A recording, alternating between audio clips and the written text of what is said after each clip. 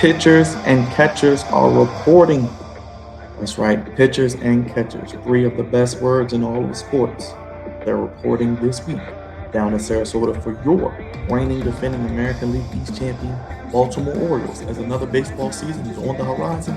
And that's right, the Flex Zone Podcast, God's favorite host, your favorite sports coverage for the Baltimore Orioles, right here on YouTube, is here back again with more content as we get ready for another baseball season.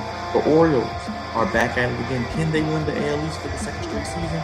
We'll get to that. But today I want to talk about what Baltimore Orioles players are primed for a breakout season right here on the Flex Zone Podcast. The only place giving you that Orioles coverage how you want it, when you need it.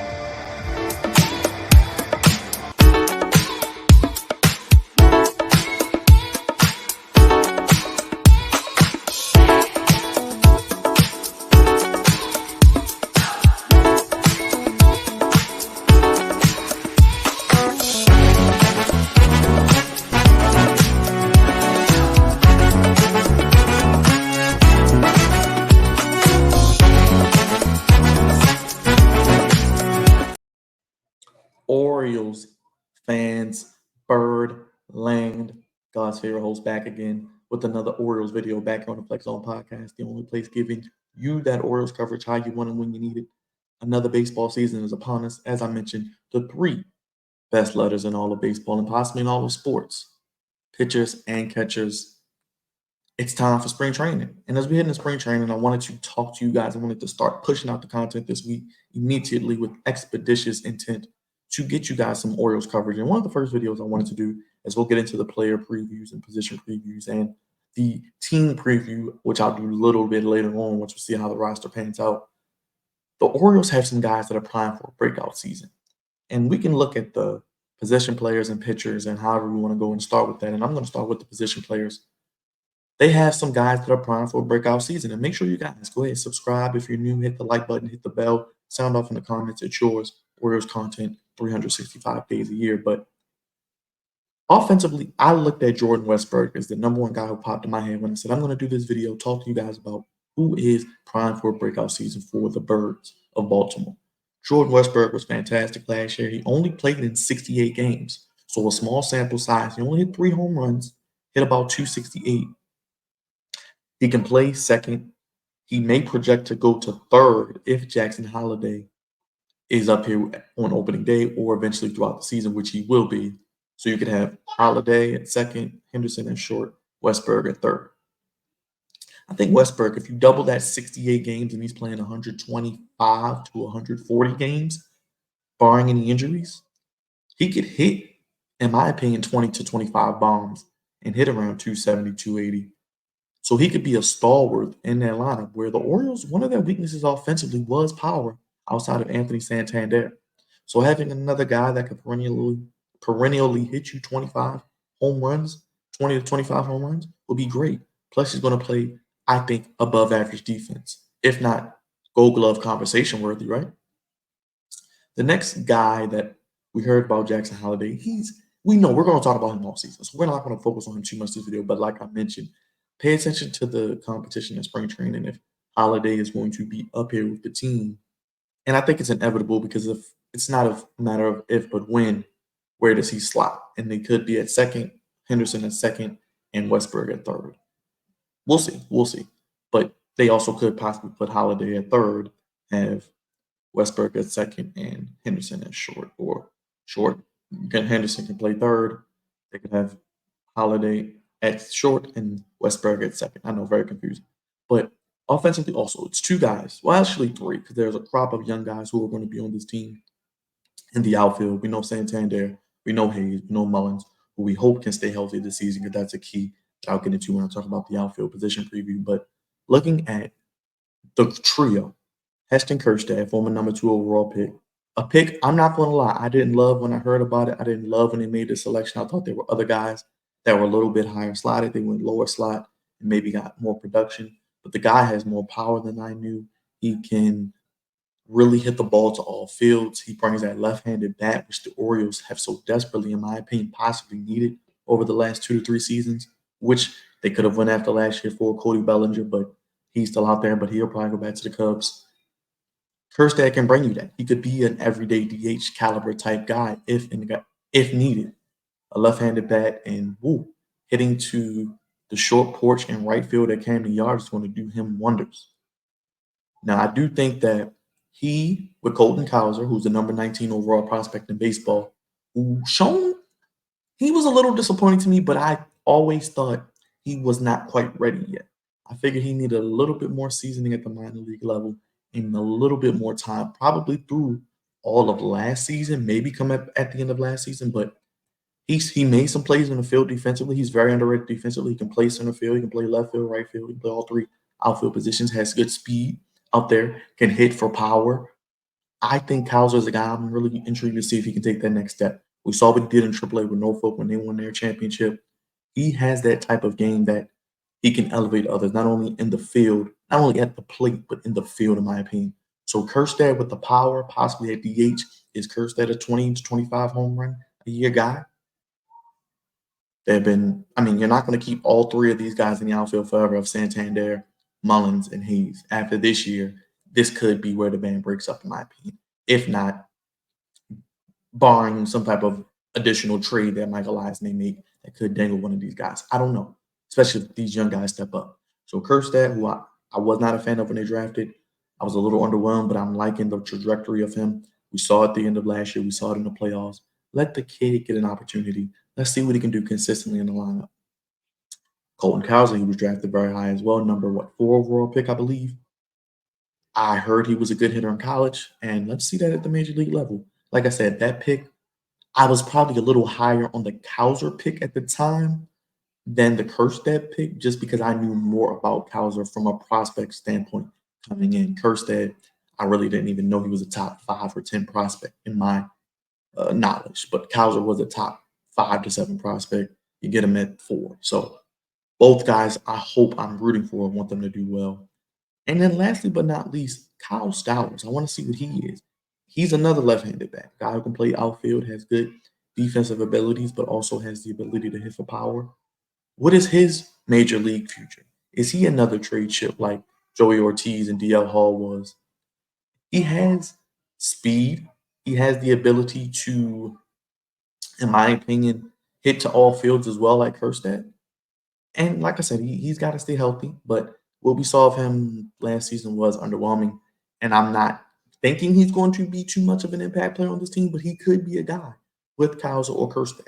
If one of those guys, one of those three, that crop, can rise to the top, they always say cream rises to the top, competition breeds excellence. They can rise to the top and be an everyday contributor, potentially maybe even a breakout player that could be an all-star consideration or just being one of the players who helps this team out offensively when you know you got Santander, you know you got Gunner, you know you got Rutch, but you need maybe other guys lower in the lineup that can get on base, but also hit for power. We need more guys who can hit over 20 to 25 home runs.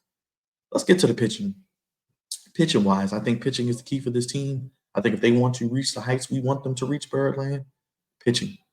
First and foremost, I'm going with Grayson Rodriguez. We know how good he is, but I think as good as we think he can be, he might even be better than that. Looking at what I saw from him last season, he came up, in my opinion. If he didn't get hurt the year before, he would have been up here, but maybe just needed a little more seasoning in the minor leagues because the injury could have been a blessing in disguise where he could just spend more time working on his stuff. But he seemed to lack confidence a little bit early on once he got a little flustered.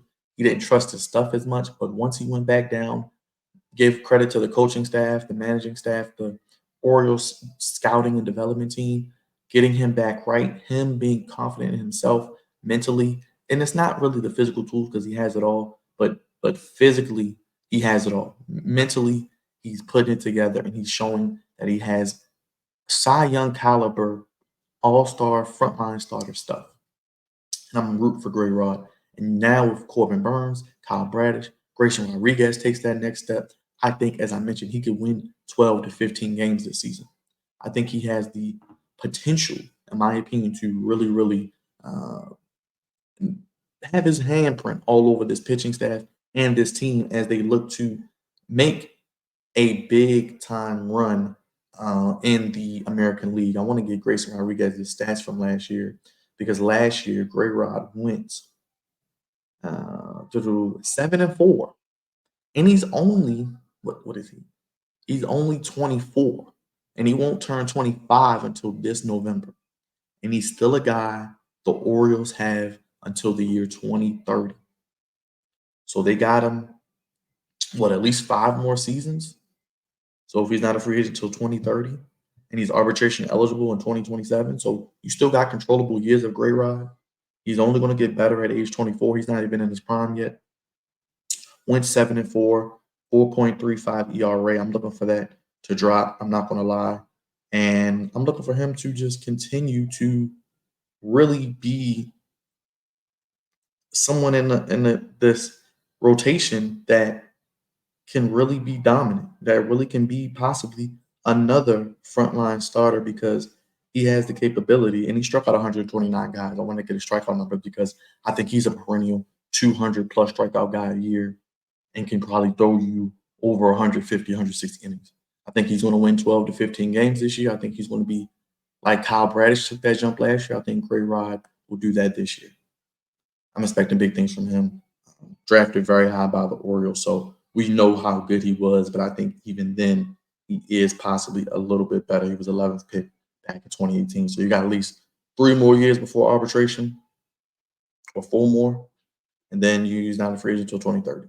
So big shout out to Gray Rod, looking for a big year from him. Last but not least, on the pitching staff, I mentioned pitching's the key. John means business. I'm looking for a big year from him. He is actually pitching for a contract this year because he went to arbitration this year. The Orioles and John Means agreed to a 1-year, $3.325 million contract. So after the season, John Means is a free agent. So he's not only pitching for his personal stay in the major leagues, he's actually looking at his contractual future because he's only 30 years old. So he'll be turning 31, but 31 real soon, actually, in a couple months. But he is a guy, a left-handed pitcher, the only left-hander in the starting rotation that we have. Let's not forget this guy is a former All-Star. Let's not forget this guy threw a no-hitter. He is like that. He is a little banged up. He has some injuries. He's finally healthy. A year plus after injury, having some time to pitch in the stretch run and in the playoffs in the second half of the season. He's a guy. He has great stuff. He's pitching for a contract. We love him here in Baltimore. We'd love to have him back. And I think if he has a good year, the Orioles will pay him because they drafted him, 11th round pick. Did not expect this from him. I think, and he's a guy in his prime, and I think he's going to have his best season yet, in my opinion. Could he be an all-star? Possibly, but I think he could win 12 to 15 games as well. I could see Grayson Rodriguez, and John Means combining for 24 to 30 wins between the two of them. I could. Both of them could win 12 games at least. Both could win. One could win 15. One could win 12. It could be at 27. They both could win 15 and be at 30 on the high end. I think both are going to be stalwarts in the middle of that rotation. I think Corbin Burns is going to win you 10 to 12 games. I think Kyle Bradish could win you 10 to 12. Gray Rod, I'm saying 12 to 15. John Means, I'm saying 12 to 15. And on the back end, Dean Kramer, he could get you around 10. Let's not forget him. He's still a guy that I'm looking at as well. But I think he had a breakout season last year. I just want to see him continue that solid. It's not really plateau because I think he can only get better as well, but continue that trajectory of just getting better each day, each start, having that confidence, bounce back from the tough loss and the extenuating circumstances going on in Israel with your family last season in the playoffs where he probably shouldn't have pitched, but whatever. I still like Dean Kramer. I like his stuff. He's made it the right stuff. And getting him from the Machado tree, something is panning out from that, thankfully. Unlike using Diaz, we'll never talk about that. But look at those three in the back of the rotation. We know Burns, Bradish, but look at Grayson Rodriguez in the middle. John Means, your lefty stopper. We saw what he did last year in Cleveland, I believe, when they needed. He went, 8 innings? Was fantastic. So he's finally healthy. He's had a full offseason, not rehabbing, just focusing on pitching and being the John Means that he was. Then you can go ahead and look at Dean Kramer closing it out. So your 3, 4, and 5 pitchers are just as important as your 1 and 2 because Bradish, he could take another step. One of the best leaders in ERA last year. Can't wait to see what the pitching staff does. Now, I'm getting ready to get out of here. Guys, let me know how you're feeling. Let me know what you're looking forward to for the Baltimore Orioles this season. How is I talked about Heston Kjerstad. I talked about Colton Cowles. I talked about Kyle Stowers. If one of those three can rise to the top and be a breakout player and someone that's in the lineup consistently contributing, I'd love that. Also, Jordan Westberg, he'll be able to have position versatility on defense, but also perennially hit you 20 to 25 bombs with more game reps. Pitching, the middle of the rotation, Grayson Rodriguez, we know what he's made of. He's even probably better than that. And John Moon's business, the stopper, the lefty that you want in your rotation. And let's not forget about Dean Kramer. And hopefully Kyle Bradish can continue his trajectory as well, as he was part of the Dylan Bundy trade. Subscribe if you're new, swing for the fences. Make sure you strike out that like button and hit it. Leave us a thumbs up. Sound off in the comment section. It's yours down below. More Orioles content coming your way throughout the season. Birdland, we back at it again. The Orioles looking to repeat as AL East champions, but take a next step into the playoffs and win the World Series for the first time since 1983. I have position previews. I have a season preview, content throughout the season. Only place giving you your Orioles coverage how you want them when you need it. God's favorite host, signing off. Thank you guys for watching. Have a great day.